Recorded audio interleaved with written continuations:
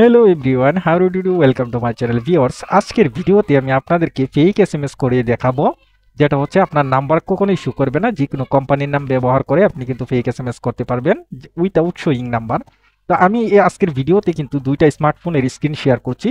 Screen share করার কারণ হচ্ছে আমি আপনাদেরকে প্রুফ দেখানোর জন্য। দেখুন, first phone and second phone দেখাচ্ছি।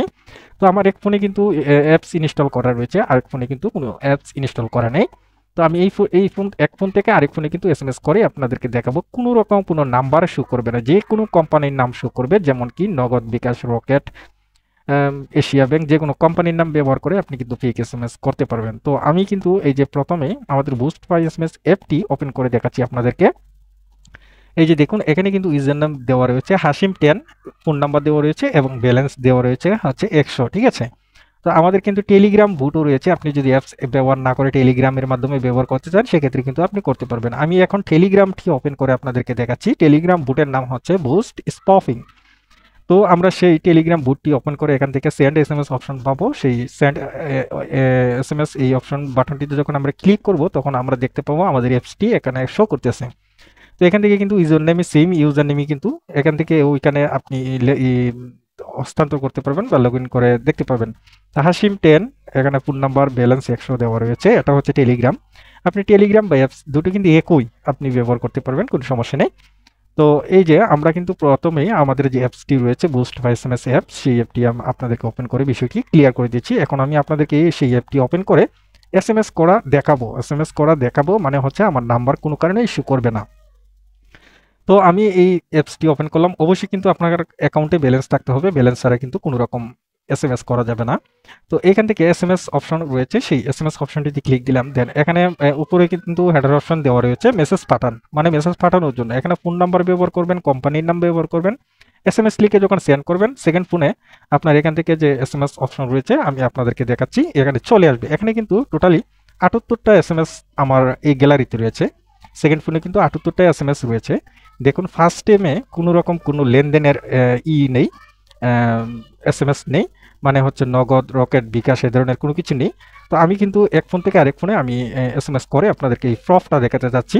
তো আমি যে এখন নাম্বারটি ফার্স্ট ফোনে যে নাম্বারটি টাইপ করেছি, এই নাম্বারটি কিন্তু আমার সেকেন্ড ফোনে লাগানো আছে। তো এখান থেকে আমি কোম্পানির নাম হিসাবে নগদ, রকেট, টেলিটক, জিপি অফার, গ্রামীণ অফার, যে কোনো কিছু আমি এখানে লিখতে পারবো।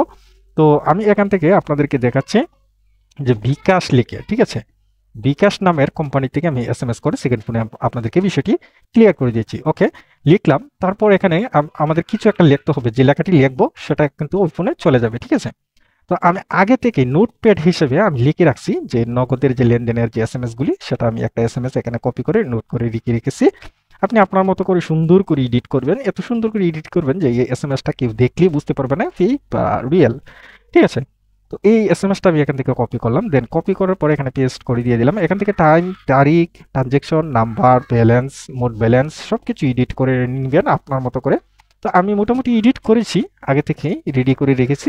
বাট আপনি চাইলে এটা আরো সুন্দর করতে পারেন। ঠিক আছে। টাইম যেতে ম্যাচ করে। এখানে কিন্তু 4টা 1 বাজে, আমার ফোনে কিন্তু 4টা 7 বাজে এখন।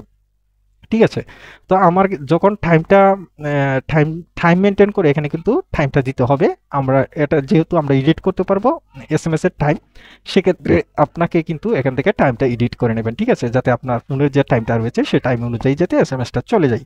ঠিক আছে। আমি এখানে দিয়ে দিলাম 4টা 8, এখন 4টা 7 বাজে, টোটাল টাইম হচ্ছে 4টা 7 বাজে। এখন 8 হয় নাই, 8 হবে। ঠিক আছে। এখন আমি যদি এখান থেকে সেন্ড এসএমএস ক্লিক করি, সেক্ষেত্রে কিন্তু আমার যে এসএমএসটি রয়েছে সেকেন্ড ফোনে কিন্তু এই এসএমএসটি চলে যাবে। ঠিক আছে। তো আমি এখান থেকে সেন্ড করার আগে আমি আপনাদেরকে বিষয়টা একটু ক্লিয়ার করে দিচ্ছি। আমার যে সেকেন্ড ফোনে কিন্তু বিকাশ নামের কোনো এসএমএস ফার্স্ট টাইমে নেই। আমি যে নাম্বারটি ব্যবহার করেছি, ফোন নাম্বারটি কিন্তু আমার সেকেন্ড ফোনে লাগানো আছে। সেজন্য আমি দুটি ফোনের স্ক্রিনে এখানে শেয়ার করছি আপনাদেরকে প্রুফ হিসাবে দেখানোর জন্য। ঠিক আছে। বিষয়টি একটু খেয়াল করবেন বা লক্ষ্য রাখবেন। আমার কিন্তু এখানে টোটালি 78টা এসএমএস আছে। বাট এখানে যখন এসএমএসটা সেন্ড করব, তো সেক্ষেত্রে কিন্তু এই এসএমএসটা কিন্তু সেকেন্ড ফোনে চলে যাবে। আমি স্টার্টে ক্লিক করলাম। ক্লিক করার পর এখানে দেখুন, এই যে একটু ওয়েট করুন, এই যে দেখুন চলে আসছে যে সেন্ড এসএমএস সাকসেসফুল, মানে হচ্ছে আমি যে এসএমএসটা এখানে লিখেছি সবকিছু ক্লিয়ার আপ করেছি, সেই এসএমএসটি সেকেন্ড ফোনে আমার সেন্ড হয়ে গেছে, ট্রান্সফার হয়ে গেছে। এখন আমি দেখব যে আমার কোম্পানির নাম বা আমার ফোন নাম্বার শো করে কিনা। আমি এখন প্রুফটা দেখব হচ্ছে আমি যে আমার এক ফোন থেকে আরেক ফোনে এসএমএসটা সেন্ড করেছি, সেক্ষেত্রে আমার মোবাইলের নাম্বারটা দেখাচ্ছে কিনা। একটু ওয়েট করে নিচ্ছি, কিছুক্ষণের সময়ের মধ্যে এই যে দেখুন চলেই আসছে, কিছুক্ষণ কি চলেই আসছে, 10 থেকে 15 সেকেন্ড, অতিরিক্ত হলে 30 সেকেন্ডের মধ্যে এসএমএসটা সেন্ড হয়ে যায়। তো আমি যে এখানে সেন্ড করেছি, যে দেখুন বিকাশ নামে কিন্তু দিয়েছিলাম, তো এখানে কিন্তু বিকাশই দেখাচ্ছে। এখন আমি আপনাদেরকে এই এসএমএসটা ওপেন করে দেখেছি, এই এসএমএসটা যে এসএমএসটা এখন আসছে সেকেন্ড ফোনে, সেটা কিন্তু এখন উপরের দিকে দেখুন লক্ষ্য করে এখানে দেখাচ্ছে জাস্ট নাও, মানে হচ্ছে এখন এসএমএসটা আসছে।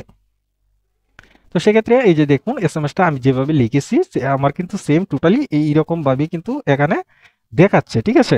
তো এই যে দেখুন আমি কিন্তু এখানে একটু খেয়াল করে দেখুন, ইউ হ্যাভ রিসিভ 5,000 টাকা ফ্রম নাম্বার এত এত, ফি ব্যালেন্স 00 রয়েছে, ব্যালেন্স টাকা 1200 টাকা রয়েছে, ট্রানজ্যাকশন আইডি দেওয়া হচ্ছে 10/1/2025, টাইম হচ্ছে 4টা 8। এই যে দেখাচ্ছে সবকিছু কিন্তু আমার এত সুন্দর করে দেখাচ্ছে দেখুন, এই যে দেখুন খেয়াল করে দেখুন। তো এখন আমি আপনাদেরকে বিষয়টা দেখাচ্ছি ওপেন করে, বিষয়টা আমি আপনাদেরকে ওপেন করে বিষয়টা দেখাচ্ছি। এই যে দেখুন এখান থেকে আপনি কিন্তু এই যে দেখুন ডিপোজিট একটি অপশন রয়েছে, সেই ডিপোজিটে এসে কিন্তু এখান থেকে কিন্তু আপনার যেটা করতে হবে, এই যে দেখুন এখান থেকে যেটা করতে হবে সেটা হচ্ছে এখান থেকে আপনার প্যাকেজ অনুযায়ী সেন্ড মানি করতে হবে আপনার অ্যাকাউন্টে ব্যালেন্স এড করার জন্য। যতক্ষণ না পর্যন্ত আপনার অ্যাকাউন্টে ব্যালেন্স থাকবে ততক্ষণ পর্যন্ত কোনো রকম কোনো এসএমএস আপনি করতে পারবেন না, ঠিক আছে। আশা করি বিষয়টা বুঝতে পেরেছেন আপনারা।